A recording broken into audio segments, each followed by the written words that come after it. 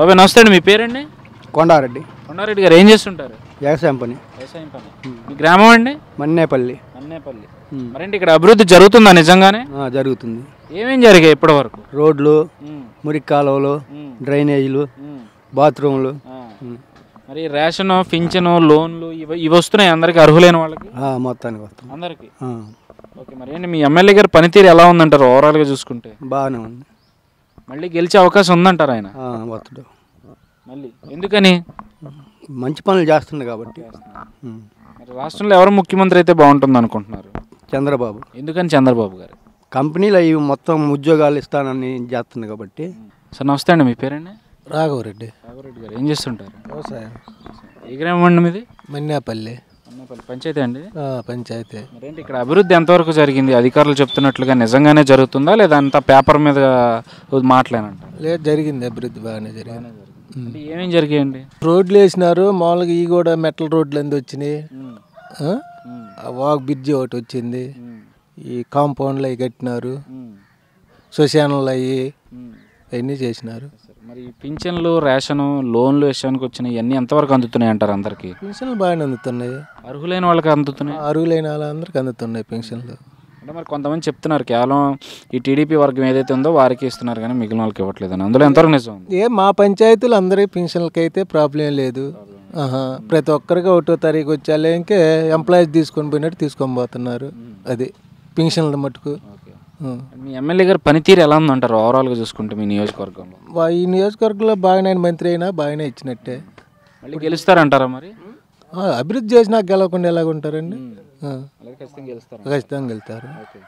ఇప్పుడు రాష్ట్రంలో చూసుకుంటే చంద్రబాబు నాయుడు గారు, జగన్మోహన్ రెడ్డి గారు, పవన్ కళ్యాణ్ గారు, వీళ్ళ ముగ్గురు ఎవరు ముఖ్యమంత్రి అయితే బాగుంటుంది అనుకుంటున్నారు? మేము మామూలుగా చంద్రబాబు నాయుడు అయితే బాగుంటుంది అనుకుంటున్నాం. ఎందుకని? అభివృద్ధి చేస్తారని.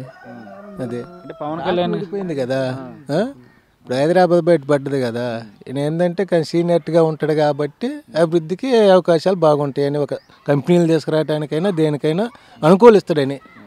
అదే పవన్ కళ్యాణ్ గారి ప్రభావం ఉండదంటారా? ఆయన ఏదైనా జగన్మోహన్ రెడ్డిది, చంద్రబాబుదే ఉంటుంది కానీ పవన్ కళ్యాణ్ అంతా ఆ సినీ పిచ్చోళ్ళు తిరగాల్సిందే ప్రస్తుతం, అంతే. బాబాయ్ నమస్తే, మీ పేరు?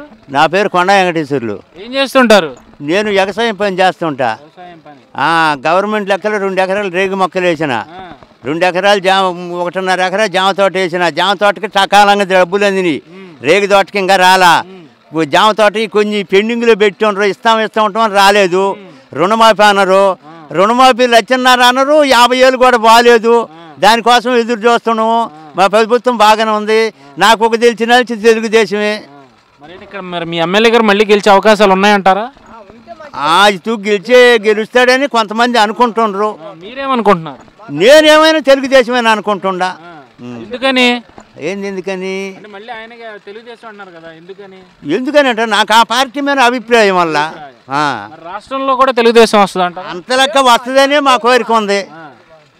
ఇక వాళ్ళ జాతకం భగవంతుడి దయా. సార్ నమస్తే, మీ పేరు? ఉషాన్ భాషా గారు ఏం చేస్తుంటారు? కూలి పని చేస్తుంటాం. మరి ఏంటి ఇక్కడ అభివృద్ధి అధికారులు చెప్తున్నట్లుగానే నిజంగానే జరుగుతుందా? ఏం జరుగుతుందండి, ఏం జరగటం లేదండి. ఈ రోడ్డు ఆపేశారండి, నుంచి ఆడ దాకా వేసేది.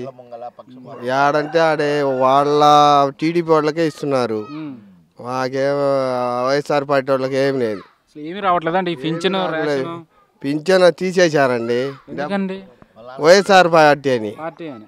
అంటే మీరు అడిగారు అధికారులను వెళ్ళి? మేము పెట్టాం చాలా సార్లు, తీసేశారు. ఇక్కడికి వచ్చేళ్ళకి అతను వైఎస్ఆర్ పార్టీ అని తీసేస్తున్నారు.